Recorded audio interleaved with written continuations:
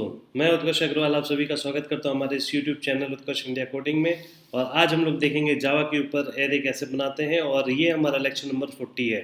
बहुत दिन से मैं वीडियोस डालने के लिए अभी होल्ड कर रखा था कि जिससे आप लोग स्ट्रिंग का रिवीजन कर लीजिए और बेसिक्स जावा के सीख लीजिए। अब हम लोग क्या है धीमे धीमे प्रो लेवल पे आने लगे हैं। अब हम लोग का क्या है कि हम लोग एरे के प्रोग्रामिंग्स करेंगे। एरे की प्रोग्रामिंग करने के बाद सिंपल नंबर्स पे करेंगे, इसके बाद स्ट्रिंग्स पे करेंगे, इसके बाद ऑपरेशंस करेंगे। तो बहुत सारी चीज़ें अब हम लोगों की अमेंड होने वाली है। अब हम लोग बेसिक फोकस अपना प्रोग्रामिंग पे करेंगे। Class 9th 10th 11th 12th ICSC board ISC board specially आप ध्यान दे लो इन सारे लेक्चर्स पे। आपका बहुत ही अच्छा रिजल्ट इससे जनरेट हो जाएगा, क्योंकि मैं आपको बता रहा हूँ बेसिक्स जो मैं आपको सिखा रहा हूँ ये कोई सिखाने वाला है नहीं।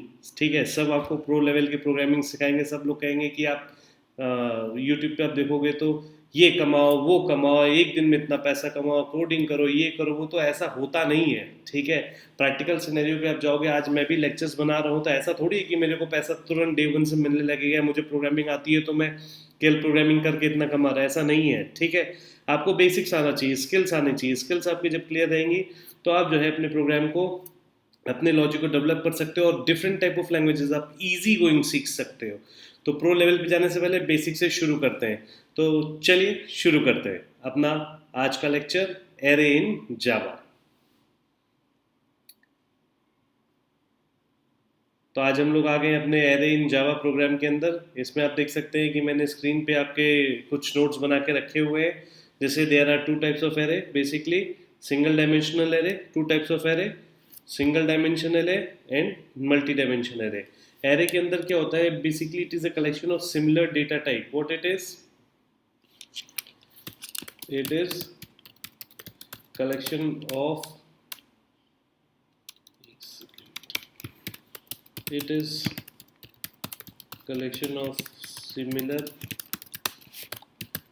data types। ठीक है, इस चीज को ध्यान देना। It is collection of similar data types. Like अगर इंट है तो इंट ही रहेगा, अगर फ्लोट है तो फ्लोट ही उसके अंदर सेव हो सकता है, अगर स्ट्रिंग है या कैरेक्टर है तो वही डेटा टाइप उस वेरिएबल के अंदर सेव रहेगा। सपोज एग्जांपल मैं आपको देता हूँ, int a is equal to 10 हम लेते थे पहले।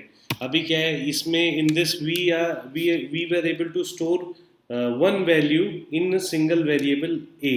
सपोज 10 हमारा एक इंटीजर डेटा टाइप है, डेटा है और इंटीजर डेटा टाइप a के अंदर सेव हो चुका है। ये सिंगल होता था। अभी एरे में क्या है, हमारे पास एक एड्रेस होती है। ये जो मैंने आपको दिया ना 1 लिखा है, ये एड्रेस हो गया, इज इक्वल टू 10 किया तो ये सिस्टम की मेमोरी के अंदर ए वेरिएबल की 1 एड्रेस के अंदर 10 का डेटा जो कि इंटीजर डेटा टाइप है वो सेव हो जाएगा। ठीक है, आप स्क्रीन पे देख सकते हो कि जैसे ये हमारा एक बॉक्स की तरह ये बन जाता है। आप ये देख रहे हो वीडियो फोटो, ये बॉक्स के जैसा बन जाता है। अब इसके अंदर इंडेक्स होता है 0 1 2 3 और बाय डिफ़ॉल्ट एरे का इंडेक्स जो है 0 से शुरू होता है। इस चीज़ को ध्यान देना, बाय डिफ़ॉल्ट ये 0 से शुरू ही होता है। 1 2 3 4 5 6 7 8 9 10, तो 10 है, 10 ब्लॉक्स है। बट इसके अंदर क्या है 9 इंडेक्सेस है, यानी कि 0 से शुरू है तो 9 ही आएगा। ठीक है, तो अगर मुझे इस लोकेशन पे 8 लोकेशन पे कोई डेटा चाहिए तो हमें क्या करना है, सपोज ये हमारा एरे था ए, तो ए ऑफ 8 अगर मैं सिस्टम डॉट और डॉट प्रिंटलन कर दूं,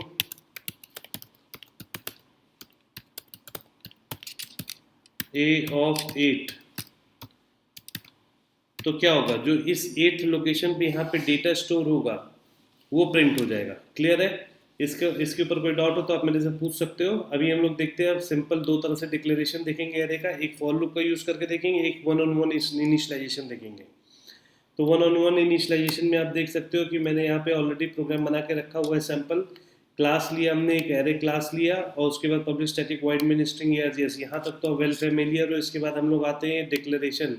किसी भी एरे को डिक्लेयर करना है तो इंट ए ऑफ ब्रैकेट में, ठीक है, इंट ऑफ 5, ये 5 ये एरे का साइज है। क्या है ये? साइज है। This is what this 5 is basically the size of array, यानी कि 0 से लेके 5 तक 4 तक ये इंडेक्स होगी, मगर इसके अंदर टोटल 5 वैल्यूज स्टोर कर सकते हैं। अब हम एक एक करके वैल्यू को स्टोर कर रहे हैं। ए ऑफ 0 लोकेशन में 10, ए ऑफ 1 लोकेशन में 20, ए ऑफ 2 लोकेशन में 70, ए ऑफ 3 लोकेशन में 40, ए ऑफ 4 लोकेशन में 50। तो बेसिकली वैल्यू तो 5 स्टोर हुई, मगर एड्रेस हमारा 0 से लेके 4 तक में जाएगा।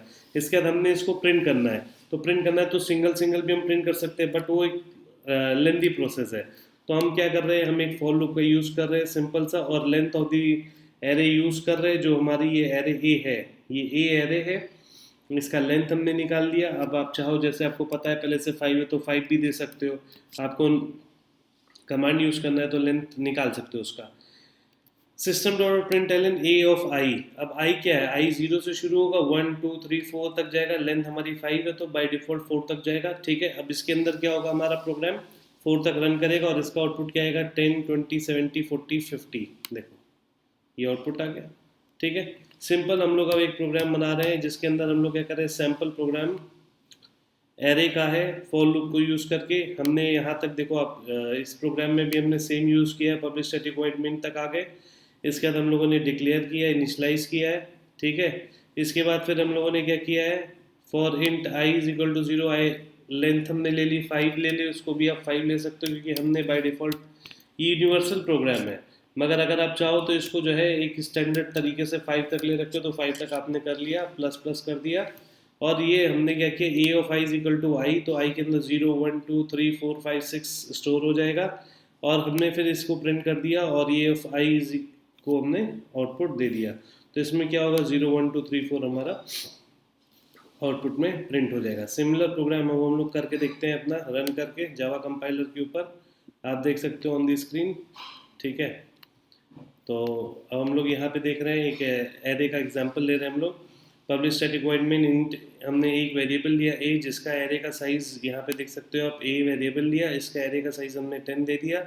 सिंपल हमको एक फॉर लूप लेना है इनपुट करने के लिए, ये केवल इनपुट करने के लिए है, इनपुट इन एरे, ठीक है। और ये है हमारा फॉर लूप प्रिंट आउटपुट और एरे, ठीक है। तो हमने क्या किया, हमने for i is equal to 0 और आई इज लेस देन 10, 10 क्यों ले लिया, 10 इसलिए ले लिया क्योंकि 10 is the maximum size of the array जो हम स्टोर कर रहे हैं। और ए ऑफ आई, ये क्या है, एड्रेस है, ठीक है। और ये क्या है, ये वैल्यू हो गई, यानी कि सेम एड्रेस हो गया, बस ये वैल्यू हो गई। अगर मैं इसको वैल्यू चेंज करना चाहूँ तो आई प्लस 1 कर देता हूँ, तो जो एड्रेस मान लो 0 होगा तो वैल्यू हमारी 1 होगी, ठीक है। इसके बाद हम लोगों ने क्या करना है, 10 तक इसको इनपुट ले लिया ऊपर, और अपने को क्या है, प्रिंट आउट कर देना है। देखो अब ये इनपुट हो गया, इस पार्ट में इनपुट हो गया, अब इस पार्ट में आप देखो सिंपल सा आउटपुट हो गया है। इसके ऊपर कोई भी डाउट हो तो आप मेरे से पूछ सकते हो। एक फॉर लूप चलाया गया है, फॉर लूप 0 से लेकर 10 तक इसलिए चलाया गया क्योंकि 10 एरे का साइज़ है, ठीक है। एरे के साइज़ में हमने इनपुट ले लिया, I is equal to int A of I is equal to I plus 1, ठीक है, ये वाले लाइन में। और यहाँ पे हम लोगों ने सिंपल एक फॉर लूप चला के प्रिंट कर दिया, क्योंकि हम 10 टाइम्स लिखेंगे तो लेंदी हो जाएगा इसलिए। तो अपन अभी इसको एग्जीक्यूट कर देते हैं, तो आप देख सकते हो स्क्रीन पे क्या रिजल्ट आ रहा है हमारे पास, 1 2 3 4 5 6 7 8 9 10, ठीक है। बट अगर मैं आपसे यही चीज़ बोलूँ कि अगर मैं ये +1 हटा देता हूँ and then if I am executing, तो क्या रिजल्ट आता है हमारे पास, 0 से। देखिए आप दोनों रिजल्ट में फ़र्क आ गया ना, वो 0 से आने लगा, आई से दिया था मैंने, आई प्लस 1 किया तो बाय डिफ़ॉल्ट ये 0 से इंडेक्स था, बट ये हमारा +1 होते होते 1 2 3 4 5 6 7 8 9 10, इसमें भी हमारी 10 वैल्यूज़ आ रही हैं, उसमें भी 10 वैल्यूज़ आई थी, बस उसमें स्टार्ट हमारा 0 की जगह 1 से था, ठीक है।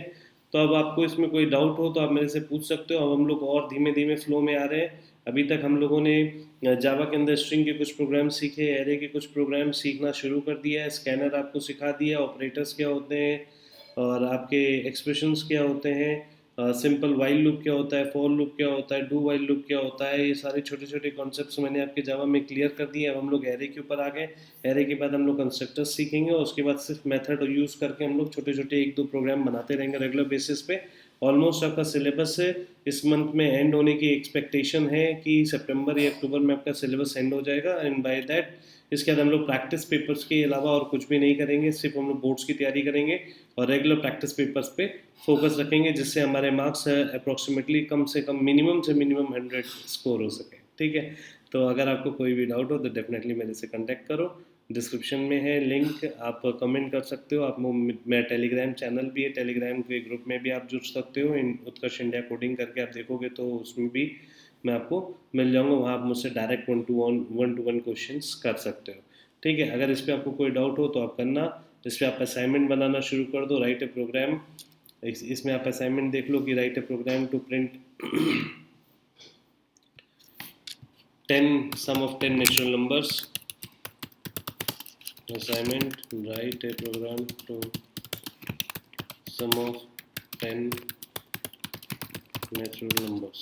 ठीक है, ये आपका असाइनमेंट है, इसको आप करो। अगर आपसे नहीं होता है तो definitely I am here to help you out. ठीक है, और कोशिश करो, प्रैक्टिस करते रहो। जैसे जैसे मैं प्रोग्राम्स देते जा रहा हूँ, उसके बाद हम लोग अक्टूबर एंड से इनरोल करेंगे अपने टेस्ट पेपर्स के ऊपर, जिसमें हम लोग सिर्फ और सिर्फ test papers chapter wise practice करेंगे और हम लोग आगे बढ़ेंगे, जिससे हमारे 100 में 100 स्कोर हो सके। मैं बार बार कह रहा हूँ, ICSE बोर्ड के स्टूडेंट्स, ISC बोर्ड के स्टूडेंट्स, प्लीज़ फोकस ऑन।